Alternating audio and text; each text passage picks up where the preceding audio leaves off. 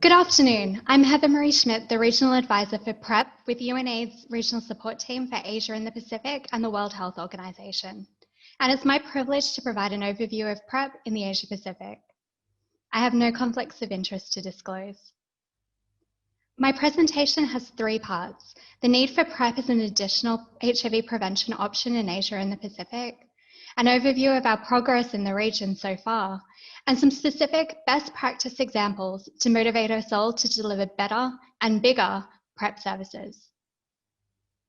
While HIV infections have declined significantly since the peak in the 1990s, and by 12% since 2010, they are falling far short of the UNAIDS fast-track targets for 2020. And critically, this figure has significant variation by country.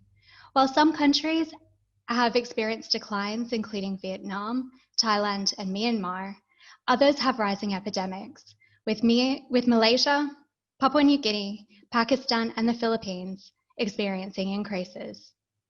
In the Philippines, this is a second wave epidemic after a successful initial response, and new infections have increased by over 200% since 2010. In the Asia Pacific, our epidemic is not generalized. Rather, members of key populations experience a disproportionate burden of HIV, accounting for 98% of new HIV infections in the region in the last year. And drilling down even further, young people, and particularly young members of key populations, account for increasing proportions of new infections. More than 1/4 of new infections were among young people in 2019. Key populations and young people typically experience greater barriers to prevention, testing, and treatment services, and there is a persistent gap in HIV prevention among key populations, despite the investment over many years in both condoms and testing activities. While we do need to strengthen and innovate with traditional prevention, it is clear that condoms alone will not solve our HIV prevention challenges. I love this slide from Love Yourself in the Philippines, which provides some of the many reasons why people do not always use a condom. PrEP can help fill the gap in prevention as another strategy in our prevention mix. Based on the strong evidence for efficacy, WHO recommended PrEP for people at substantial risk of HIV as part of combination HIV prevention options since 2015. Other recommendations and guidance have followed, and the field has evolved quickly, including with the recommendation on event-driven, also called 211 or on-demand PrEP, for men who have sex with men last year. Looking at our region and recognizing it has been 8 years since the first conditional recommendation from WHO on PrEP, it is encouraging to see that PrEP is increasingly being included in HIV guidelines and policies. This is accelerating. This same slide a year ago looked vastly different. Several countries have PrEP guidelines, and these are depicted in red, most of which have a particular focus on key populations and gay and other men who have sex with men, who account for a large proportion of new infections. However, they also support access by anyone at substantial risk.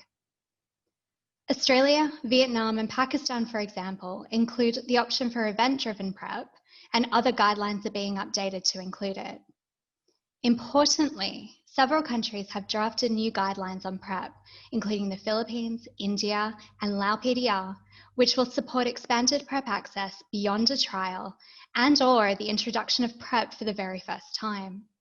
These guidelines normalize PrEP as part of the HIV prevention package and are important to helping clinicians manage the care of people taking PrEP, even where PrEP is not currently recommended as part of government policy. Of course, having a PrEP policy is not the same as implementation. And as you can see here, there are countries with existing guidelines like Mongolia and Pakistan that are currently planning for PrEP implementation. Compared with only a year ago, many more countries are trialing or planning PrEP. India and Myanmar have both launched PrEP trials for key populations. There are plans for trials to begin this year or next in Sri Lanka, Mongolia, Indonesia, and Laos PDR, among others. But we've seen a gap between the successful trial and then their eventual national rollout. PrEP has been discontinued after successful trials or widespread implementation has been delayed. As the planning and conduct of trials increases, it's important to remember that we are not trialing PrEP per se. The efficacy and real-world effectiveness is now well established, but we should be taking a rapid, phased implementation approach. Only a handful of places have established national or jurisdictional level programs: Australia, New Zealand, Thailand, and Taiwan, for example. Vietnam is expanding PrEP access towards national rollout, with rollout to a total of 26 provinces occurring currently. Cambodia launched PrEP in the second half of 2019, and to June 2020, over 200 people, mostly men who have sex with men, have received PrEP through the program at one of two clinics, one in Phnom Penh and one in Siem Reap. And Cambodia plans to scale up to an additional 12 sites in 5 provinces by the end of this year, and further scale up by the end of 2023. And so while countries, governments, and communities are increasingly recognizing the potential of PrEP to bridge the prevention gap, and implementation is accelerating, we are falling far short of the UNAIDS 2020 PrEP targets, not just in Asia Pacific, but also globally. And more importantly, we are not doing enough to affect the course of the epidemic. Asia and the Pacific, and particularly Wipro and Sierra regions, account for a disproportionately small number of PrEP users worldwide, and a significant proportion of all of those are from Australia, where over 30,000 people used PrEP in 2019.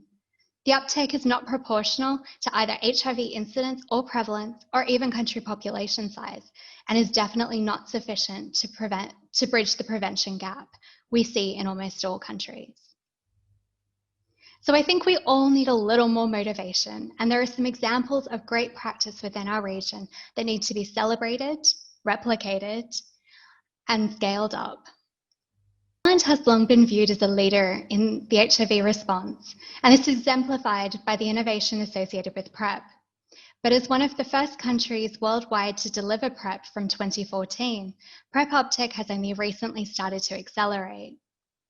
While the number of people who have taken PrEP in the last year is reported to be close to 12,000, this represents only 9% of the national target for 2020 for people who are at substantial risk and would benefit from PrEP. In 2019, Thailand authorized PrEP provision under universal health coverage. This is a massive achievement and critical to the sustainability and expansion of the program. A significant number of people, over 70%, accessed PrEP through Thailand's world-famous key population-led health services. These services are integral to the Thai response to HIV and PrEP provision. In 2019, recognizing that crucial role and reach of key population-led health services, they were authorized to provide a range of services from testing to dispensing, including all of the services associated with PrEP. The services are not new. They have been delivered by lay providers for years, but the authorization allows key population-led health services to be embedded into the healthcare system in Thailand, and this is crucial for expansion and sustainability. Challenges do remain, however, as only HIV testing services from lay providers receive domestic funding. PrEP services in Thailand also rose to the challenge of COVID-19, with services innovating in terms of PPE, but also models of care, including telehealth, a crucial service during lockdown, but also beyond COVID-19. Increased use of express services, which had previously been introduced to reduce the consultation time down to just 20 minutes for some clients, and is a much more efficient model for both the client and the clinic, and even STI self-sampling. And this is what these innovations looked like in practice for the Princess PrEP program, with services extending the time between routine follow-up appointments up to 6 months, offering options for telehealth in addition to the traditional key population-led clinics, express clinics on offer, self-sampling and testing to reduce interaction, and even effective use counselling in response to concern about drug shortages. And Thailand continues to innovate. Thailand and Asia's first trans-Pacific PrEP campaign launched in September this year.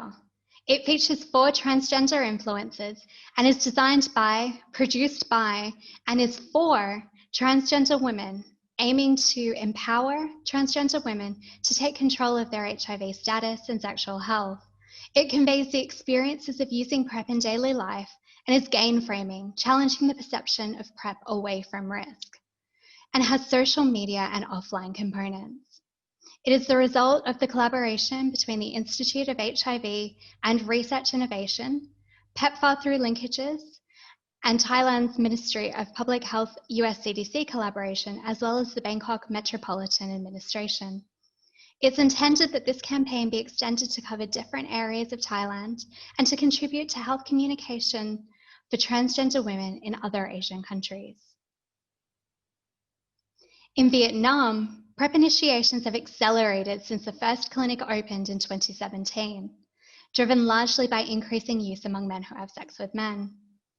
The service delivery approach in Vietnam speaks directly to the unique social and cultural context, much like it does in Thailand, a feature in Vietnam being the social enterprise clinics. Key population-friendly private and community-led and community-owned clinics are supported by the Vietnamese government and international funding. These clinics offer integrated services for HIV, including outreach, testing, PrEP and antiretroviral therapy, STIs, viral hepatitis, and cater for other health needs. One particular example is a trans-friendly private clinic in Hanoi, offering community-run services for transgender women. Set up for and run largely by transgender women, the number of PrEP users has increased from just 3 in 2017 to over 400 by the end of June this year.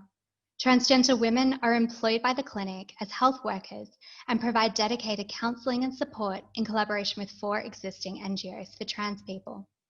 The continuation at 3 months has historically and elsewhere, even outside of Vietnam, lagged behind men who have sex with men, but now exceeds 90% and is above the 82% seen for men who have sex with men.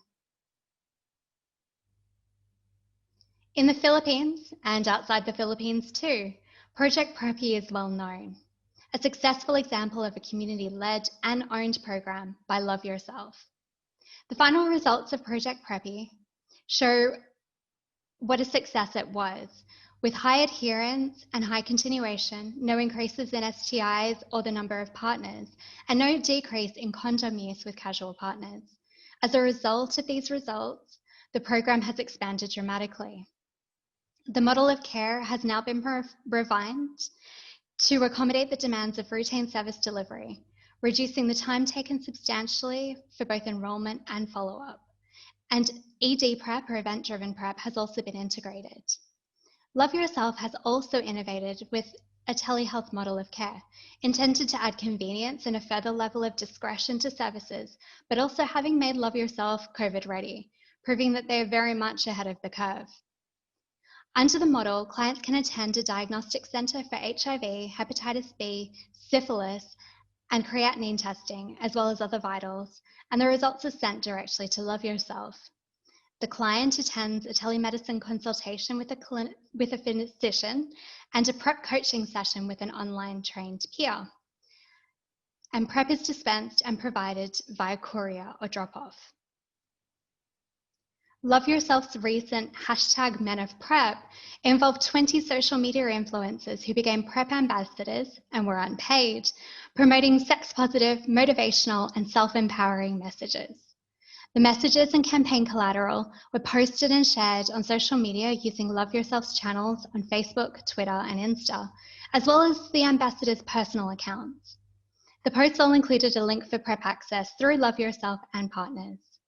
The campaign was successful in increasing PrEP awareness and engagement, including a 2,000% increase in PrEP inquiries, and contributing to an increase in the number of people enrolling from just 50 to 750 in only 4 months. The region's newest PrEP program launched in Myanmar at the end of July this year, and it is no small feat considering the COVID-19 pandemic.